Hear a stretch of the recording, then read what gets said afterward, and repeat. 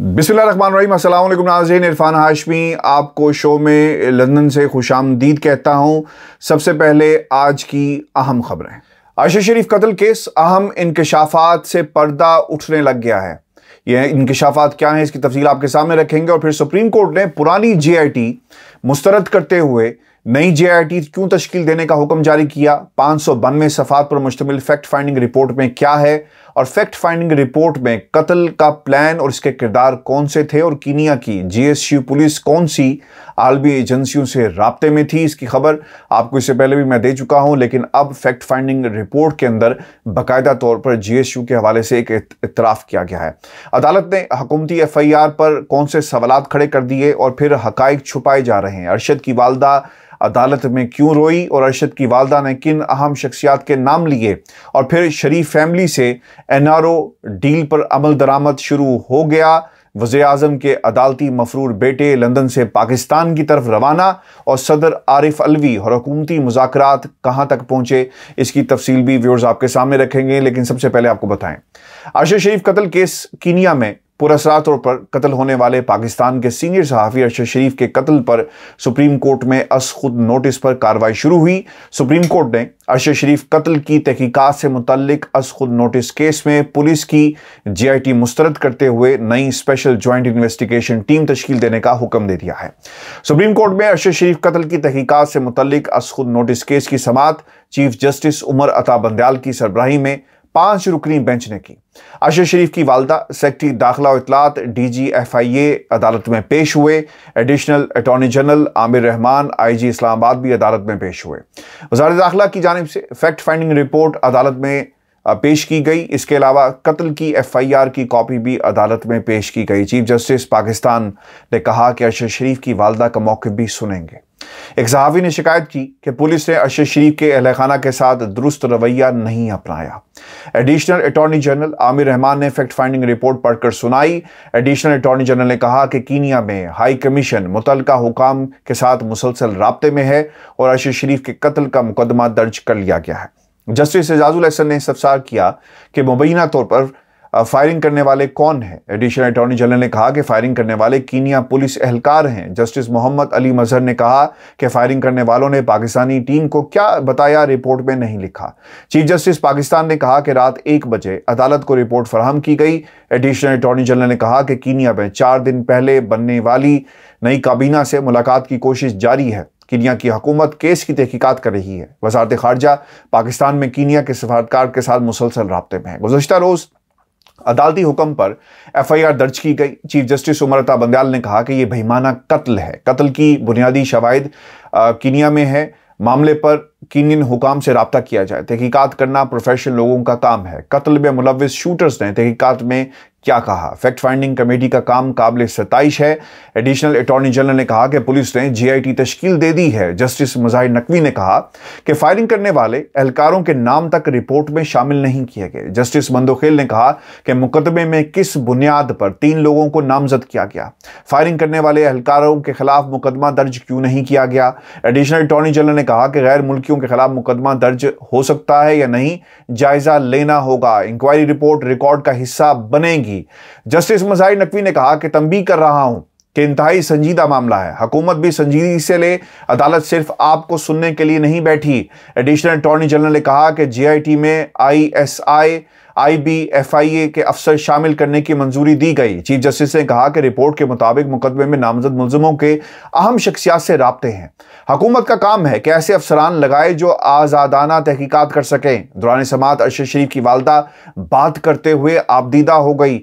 उनका कहना था कि मैं सुप्रीम कोर्ट की मशकूर हूँ। चीफ जस्टिस ने कहा कि शुक्रिया की जरूरत नहीं, अदालत अपना फर्ज अदा कर रही है। वालदा अरशद शरीफ ने कहा कि पाकिस्तान से जिस तरह अरशद को निकाला गया, रिपोर्ट में लिखा है। अरशद को जैसे ही दुबई से निकाला, वो भी रिपोर्ट में है। मुझे सिर्फ अपने बेटे के लिए इंसाफ चाहिए।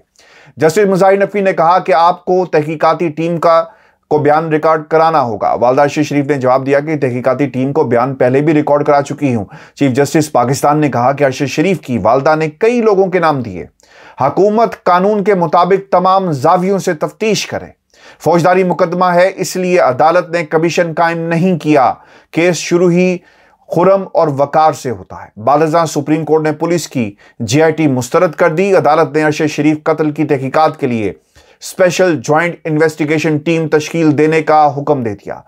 चीफ जस्टिस पाकिस्तान ने कहा कि GIT में ISI, पुलिस, IB, FIA के नुमाइंदे शामिल किए जाएं।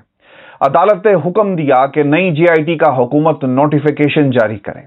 चीफ जस्टिस पाकिस्तान ने कहा कि GIT में ऐसा अफसर नहीं होना चाहिए जो उनके मातहत हो जिन पर इल्जाम है। अरशद शरीफ की वालदा 2 शोहदा की मां है। शहीद की वालदा का मौकिफ सब्र और तहम्मुल से सुना जाए।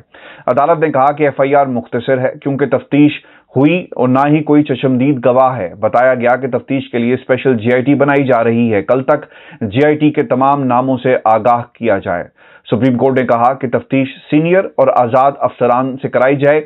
GIT के अरकान मामला फहम और दूसरे मुल्क से शवाहिद लाने के माहिर हों। वजारत खारजा शवाहिद जमा करने में GIT की मुकम्मल मावनत करे। बालज़ां सुप्रीम कोर्ट पाकिस्तान ने सीनियर सहाफ़ी अरशद शरीफ के कत्ल की तहकीकात से मुतल्लिक अस्कुल नोटिस केस की समाअत कल तक मुलतवी कर दी। और व्यूअर्स आपको बताएंगे जो फैक्ट फाइंडिंग रिपोर्ट सामने आई, इस रिपोर्ट में तहलका खेज इंकशाफात हुए हैं, जिसमें कहा गया है कि अरशद शरीफ को एक मनसूबा बंदी के तहत कत्ल किया गया। कीनिया पुलिस ने तहकीकात में कोई मावनत नहीं की। केस में कई गैर मुल्की किरदारों का किरदार अहमियत का हामिल है। अरशद शरीफ के कीनिया में मेजबान खुरम और वकार का किरदार अहम और मजीद तहकीक तलब है, जबकि वकार अहमद कमेटी के सवालात का तसल्ली बख्श जवाब नहीं दे सके। Fact finding report director FIA Athar Waheed और deputy DG IB Umar Shahid ने तैयार की। तहकीकाती टीम की कीनिया और मुत्तहिदा अरब अमारात में कार्रवाई रिपोर्ट का हिस्सा है। अरशद शरीफ कत्ल केस में ज़ेर इस्तेमाल गाड़ी, नक्शा जात, क्राइम सीन का जायजा भी रिपोर्ट का हिस्सा है। 23 अक्टूबर से लेकर अरशद शरीफ के कत्ल तक कीनिया में होने वाले तमाम वाकयात रिपोर्ट का हिस्सा हैं, जबकि अरशद शरीफ कत्ल केस में इस्तेमाल असलहा बैलिस्टिक रिपोर्ट भी फैक्ट फाइंडिंग रिपोर्ट में शामिल की गई है। अरशद शरीफ का तमाम सफरी रिकॉर्ड भी फैक्ट फाइंडिंग रिपोर्ट का हिस्सा बनाया गया है, जबकि अरशद शरीफ के मोबाइल फोन, डिवाइसेस, व्हाट्सएप और ईमेल का जायजा भी इस रिपोर्ट में शामिल किया गया है। और इंतहाई अहम जो निकात सामने आए फैक्ट फाइंडिंग जो रिपोर्ट थी उसके मुताबिक अरशद शरीफ ने मुख्तलिफ अजला में फौजदारी मुकदमात के अंदराज के बाइस मुल्क छोड़ा। मुमकिन है कि अरशद शरीफ ने UAE अथॉरिटी के दबाव पर मुल्क छोड़ा और फिर कीनिया का जो GSU यूनिट है और वहां का कैंप इस्तेमाल किया गया। वकार कीनिया की national intelligence agency service, police और आलमी एजेंसियों से राब्ते में था। रिपोर्ट में मजीद कहा गया है कि वकार ने अरशद शरीफ का फोन और iPad पुलिस की बजाय नेशनल इंटेलिजेंस सर्विस के हवाले किया और वकार के कीनिया और आलमी एजेंसियों के साथ रवाबित जाहिर करते हैं कि मजीद गैर मुल्की किरदार मुलविस हो सकते हैं। अरशद शरीफ के साथ ड्राइविंग सीट पर मौजूद खुरम के बयानात मंतक और हकाइक के बरक्स हैं। सुप्रीम कोर्ट में जमा करवाई गई रिपोर्ट में कहा गया कि अरशद शरीफ की जो कार सीट पर गोली का कोई निशान मौजूद नहीं है और सीनियर सहाफ़ी के सीने में दाएं जानिब से गोली निकली मगर सीट को नहीं लगी। अरशद शरीफ की बैठने की पोजीशन और गोली लगने की पोजीशन में कोई मुताबिकत नहीं लगती। कीनिया पुलिस का शनाख्त में गलती का दावा तजाद से भरा हुआ है। GSU पुलिस हुकाम का मौकिफ नाकाबिल यकीन है और रिपोर्ट के मुताबिक अरशद शरीफ का कत्ल मनसूबाबंदी के तहत किया गया। गैर मुल्की अनासिर मुलविस थे। अरशद शरीफ पर कत्ल से कब्ल तशद्दुद होने के कोई ठोस शवाहिद जो है वो सामने नहीं आए। तो व्यूअर्स, ये वो रिपोर्ट है जो सुप्रीम कोर्ट ऑफ पाकिस्तान में जमा करवाई गई, लेकिन बहुत सारे सवालात आज भी खड़े हैं। मेरी एक दरख्वास्त है अपने तमाम सहाफ़ी भाइयों से, और मैंने पिछले जब से ये मामला पाकिस्तान के मीडिया पर रिपोर्ट होना शुरू हुआ और जब से ये सानिया हुआ है, बहुत सारे ऐसे किरदार हैं जो मरहूम के शहीद के नाम को इस्तेमाल कर रहे हैं। खुदारा ऐसा मत करें और अपना पॉजिटिव किरदार अदा करें ताकि जो मुजरिम हैं, जिन्होंने ये जुर्म किया, जो साजिश में मुलविस थे, उनको उनके कैफरे किरदार तक पहुंचाया जा सके। मैं बहुत ही जिम्मेदारी के साथ जो जुमला आज सुप्रीम कोर्ट ऑफ पाकिस्तान में अदा किया गया और जो नाम पेश किए गए वो मैं आपके सामने रख देता हूं, क्योंकि पाकिस्तान के मीडिया के अंदर ये नाम पेश नहीं किए जा रहे। जिन नामों पर अरशद शरीफ की वालदा ने सुप्रीम कोर्ट ऑफ पाकिस्तान के सामने इसरार किया कि ये मुलविस हैं, उनमें से सबसे जो अहम नाम है वो पाकिस्तान के साबिक army chief general Qamar Javed Bajwa का नाम जो है बाकायदा उनकी वालदा की तरफ से जो है वो कहा गया है। अब देखना ये होगा कि सुप्रीम कोर्ट ऑफ पाकिस्तान किस हद तक प्रेशर में आती है, क्योंकि बाकी नाम जो है वो अभी भी इस वक्त मौजूद हैं, और क्या सुप्रीम कोर्ट कोई ऐसा इकदाम उठाएगी जो इंसाफ की तरफ जाए और सिर्फ हमें इंसाफ जो है वो किताबों में ना मिले बल्कि होता हुआ नजर भी आए। और फिर अब पाकिस्तान के सियासी मंजरनामे पे क्या हो रहा है, कुछ डेवलपमेंट्स हुई हैं। NRO-2 एक्सटेंशन अपने इख्तिताम की तरफ बढ़ रहा है, तमाम किरदारों को रिलीफ मिल चुका, और जिस तरह मैंने आपको 2 रोज़ पहले ये बताया था कि पाकिस्तान की नई इस्टेब्लिशमेंट ने ये पैगाम दे दिया है कि जो NRO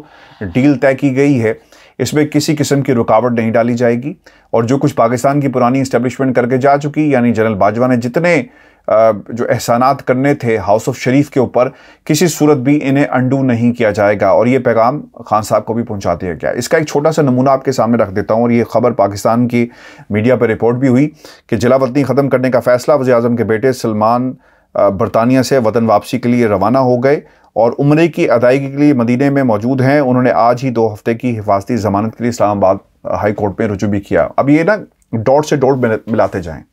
पहले एक ऑडियो आती है और उस ऑडियो में इस्लामाबाद हाई कोर्ट के एक जज का नाम था।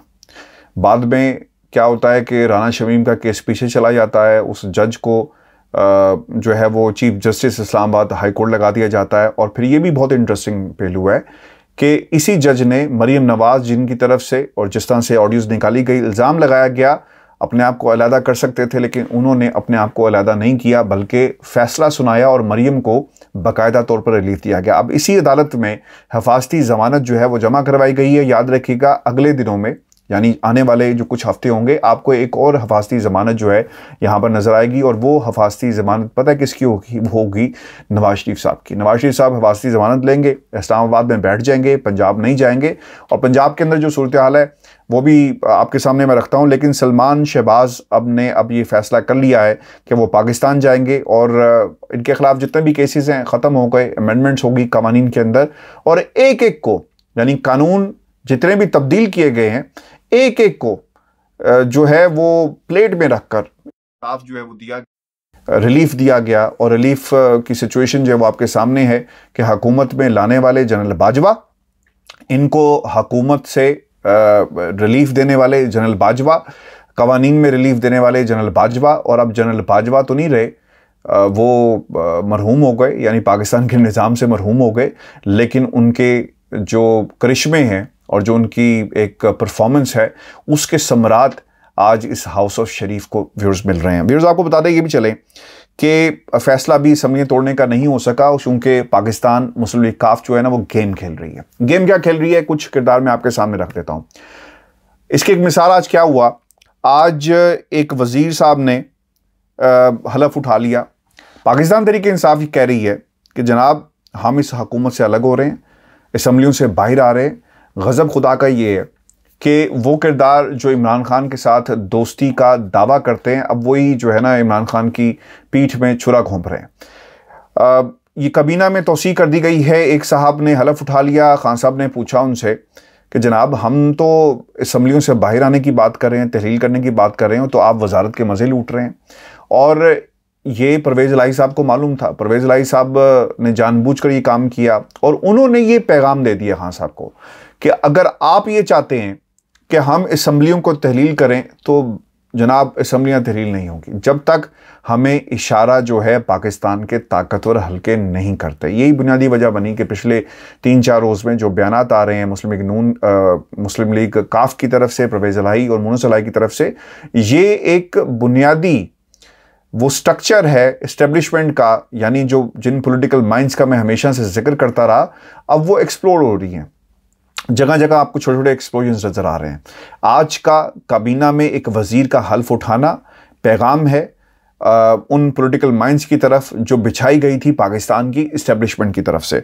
और ख़ान साहब ने खैर इस हवाले से अपनी रिजर्वेशन शो की हैं, लेकिन अब फैसला करना होगा। इमरान खान को हर शख्स जो इस्तेमाल कर रहा है, यानी सहाफ़ियों से लेकर पाकिस्तान के सियासतदानों तक और इस्टेब्लिशमेंट तक जो है इमरान खान का नाम जो है वो इस्तेमाल किया जा रहा है।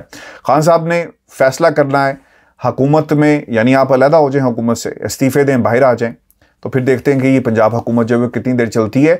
चूँकि ये कह रहे हैं कि जून तक लेकर जाएं, बजट पेश करने दें। अगर बजट पेश हो गया जून, जुलाई और अगस्त में, फिर तो टाइम नहीं रहेगा। यानी अब ये फैसला करना होगा इमरान खान साहब को कि उन्होंने असम्बलियों से बाहर आना है और पाकिस्तान मुस्लिम लीग काफ को किस तरह से मनाया जाए, क्योंकि बाकायदा तौर पर इनकार कर दिया गया आज की इस हरकत के बाद कि एक वज़ीर ने हलफ उठा लिया और ख़ान साहब को जो है इस वज़ीर के हवाले से जो है वो पता ही नहीं था। तो उनके बयानी को जो है बहुत नुकसान पहुंचाने की पाकिस्तान मुस्लिम लीग काफ ने जो एक वो कोशिश की है। खैर के वो कामयाब तो नहीं होंगे, लेकिन देखना ये है कि ये स्टेप लिया गया था ये किस हद तक जो है वो जाता है। और ये भी एक अच्छी एक अलामत होगी कि ख़ान साहब इनको मज़ीद एक्सपोज करते हैं, क्योंकि पाकिस्तान की अदालतों के फ़ैसले तो एक तरफ हैं, लेकिन पाकिस्तान की जो सियासी जमातें हैं, जब इन्होंने अवाम के पास जाना है तो आपके पास इनका असल चेहरा मौजूद होगा और आपको आइंदा की क़यादत कैसी होनी चाहिए इसका तयन करने में पाकिस्तान की अवाम को जो है वो शायद आसानी हो सके। व्यूअर्स, आपको भी बताते चलें, सदर आरिफ अलवी साहब की मुलाकात हुई है इसहाक डार साहब से और ये तीसरा दौर है मुलाकात का।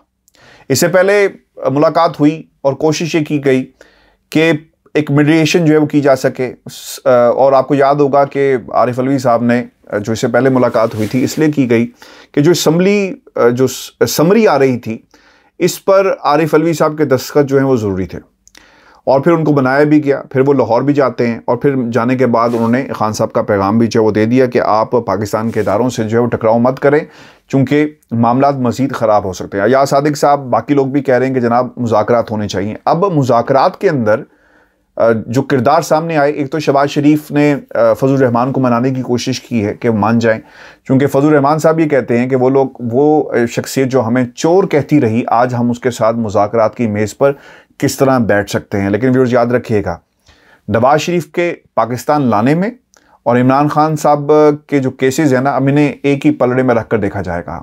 ये इसी बात के ऊपर मुज़ाकरात करेंगे और ये कहेंगे ठीक है, हम आपके खिलाफ जो है ना वो केसेस आगे नहीं बढ़ाते, लेकिन आप इमरान खान, नवाज शरीफ साहब जब पाकिस्तान वापस आए तो आपने अपने बयानिए को जो है वो आगे नहीं बढ़ाना और तनकीद नहीं करनी। मेरी इतलात के मुताबिक शहबाज शरीफ इस बात के ऊपर जो है वो जाकर इमरान खान से बात करेंगे, लेकिन खान साहब का एक ही जवाब है, आप पाकिस्तान की अवाम की अदालत में जाएं और फिर देखा जाएगा कि कौन जीतता है और कौन सिकंदर होगा। और इस सिकंदर को हराने के लिए पाकिस्तान की तमाम सियासी जमातें जहां पर स्टैंड करती हैं, अब ये भी मुकम्मल तौर पर एक्सपोज हो गई इस नुक्ते पर कि पाकिस्तान मुस्लिम लीग काफ क्या सियासत कर रही है, पाकिस्तान की इस्टेब्लिशमेंट कहाँ पर स्टैंड करती है और परवेज़ इलाही साहब क्या कर रहे हैं। ये तमाम लोग जो हैं व्यूअर्स वो मुकम्मल तौर पर एक्सपोज हो गए। ये आज का हमारा शो था। अपने कमेंट्स ज़रूर भेजिएगा, चैनल को सब्सक्राइब करना मत भूले। इजाज़त दीजिए, अल्लाह ने के बाद।